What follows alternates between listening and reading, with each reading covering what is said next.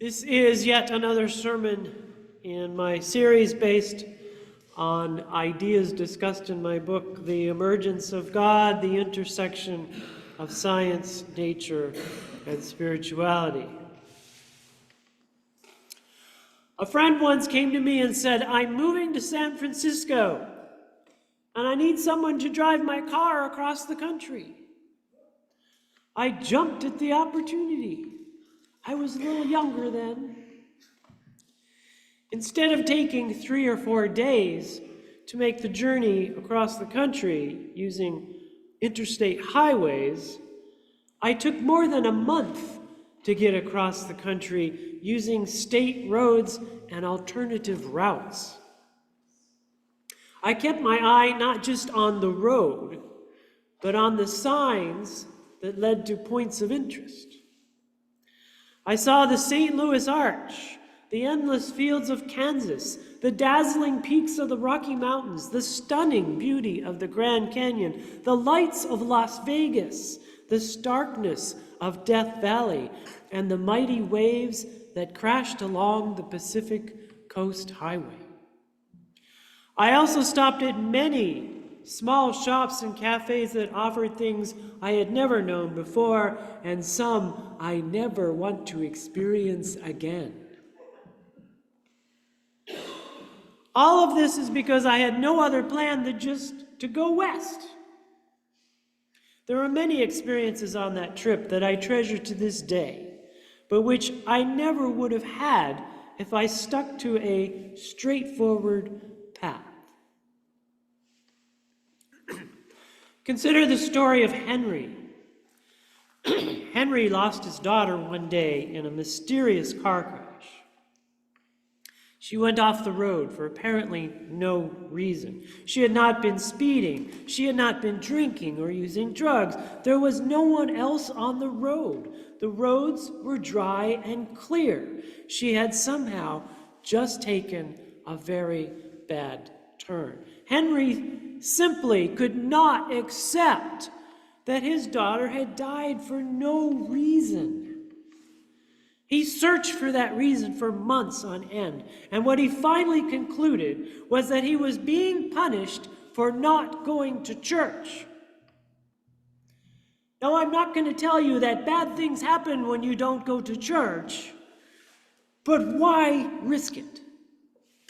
In any case, Henry became a regular churchgoer until the day he died. In 2019, when my life literally fell apart and I tried desperately to make sense of it all, I had lots of well-meaning people try to comfort me with phrases such as, "Everything happens for a reason." Excuse me. Or, "When one door closes, another opens."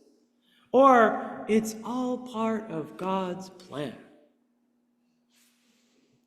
Those phrases were of no comfort to me and succeeded only in confounding me. I could not imagine saying to the parents of a dying child that the deadly disease was there for a reason, or that the person who had just lost their job after 20 or more years of dedication just had to find the right door waiting for them, or that the deaths of innocent people at the hands of a kid with an assault rifle was part of a divine plan. The problem with having a divine plan in place for you is that there has to be something or someone who puts that plan in place. And if that mighty engineer happens to be a divine being, then you might never know for sure what that plan might actually be. Fortunately for you, there are plenty of people who are happy to interpret that plan for you, usually to their own benefit. Another problem with a heavenly plan is that there are no alternative possibilities. There is no room for growth and exploration, and there are supposedly terrible consequences for those who do not adhere to it. But more than that, a sacred plan can also make it possible to oppress and marginalize some classes of people because the plan is often not meant for everyone. Somehow, only the special people are the benefactors of the master plan, and they use this status as a means to subjugate those who are not. They do this by claiming that people not included in the plan are somehow less than human. For those of you who read my weekly newsletter every week, you may have noticed that I provide an opportunity for people to send me spiritual questions with the idea that the answer may become part of a sermon. Well, this is one of those times.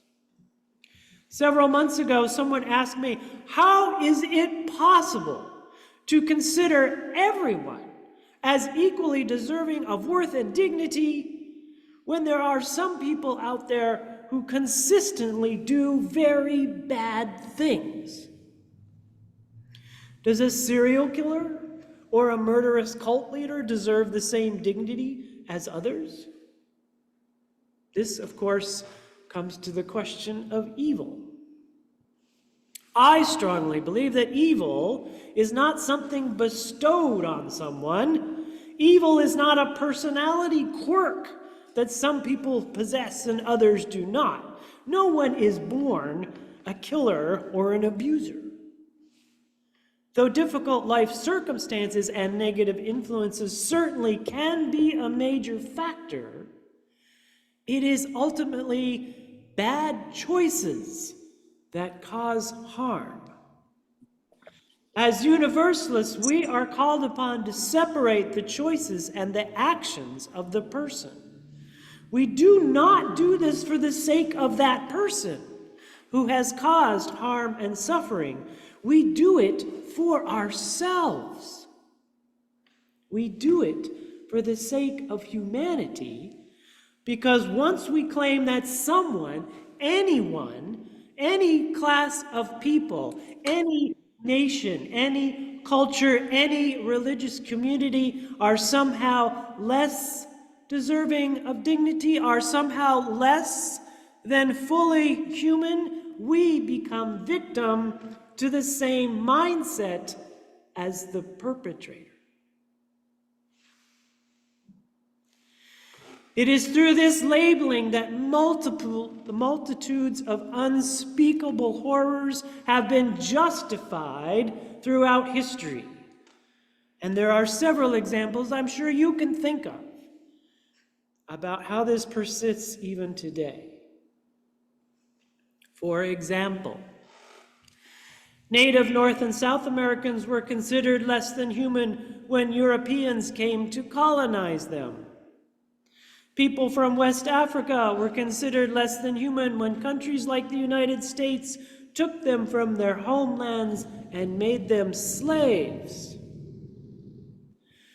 Jews, trade union workers, gypsies, members of the Jehovah's Witnesses, gays, activist priests, and other dissenters were considered less than human and were thrown into concentration camps during World War II. During the Rwanda genocide, the Hutus referred to the Tutsis, many of whom had been their neighbors, as cockroaches who were worthy only of extermination. All of these perpetrators claim to know the heavenly plan and who deserve to benefit from it. It is always the holders of the plan who are its interpreters and its masters. They are its judges, and they determine their own justifications for its results. When I was younger, we used to get something called a triptych before our family went on a vacation. Anybody remember those? From the AAA? It was a package with a set of maps and informations about what we could see along the journey. I later found out that the triptych was nothing but a set of advertisements, and the places we were encouraged to see had been paid for and recommended by the sites themselves. The purpose of issuing the plan was not focused on our experiential growth, but rather on our spending patterns. Regardless, my parents loved their triptychs because not having a plan was far more inconceivable than being led to tourist traps. Not having a plan was more frightening than following the given route. Consider, though, for a moment that there might not be a heavenly design, a celestial contract. It can feel like you're walking in the woods without any signs, or riding in a car with no driver. But once you've thrown out the triptych, turned off the online map, shut down the GPS, or gotten off the interstate, you may at first feel paralyzed from a lack of direction. I would like to suggest, however, that you find a moment to catch your breath and take another look around. What you might see developing before you is an enormous range of wonderful possibilities and opportunities. Instead of being given directions and dictated principles, you may find new occasions to determine your own growth and meaning. Maybe it's time to step away from the well-worn path. Maybe it's time to blaze your own trail or take over the wheel of the car and seek a different road. Maybe it's time to let the map fly off into the wind. I don't think that everything happens for a reason, but I do believe we can find deep personal meaning and growth in everything that takes place in the winding course of our lives. Instead of thinking that there is a door that opens every time one shuts in your face, I believe there are hundreds of doors all around us, just waiting to be opened. You just need to get up off the floor, find them, reach for the handle, and open it.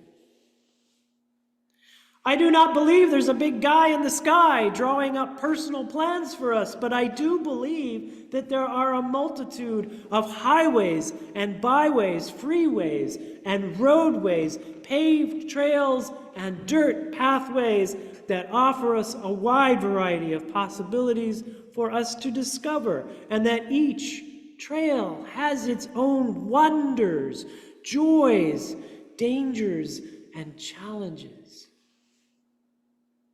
That is the mystery and the terror and the beauty and the multifaceted wonder that is a life well lived. In the name of that which you call sacred in your heart, may it be so.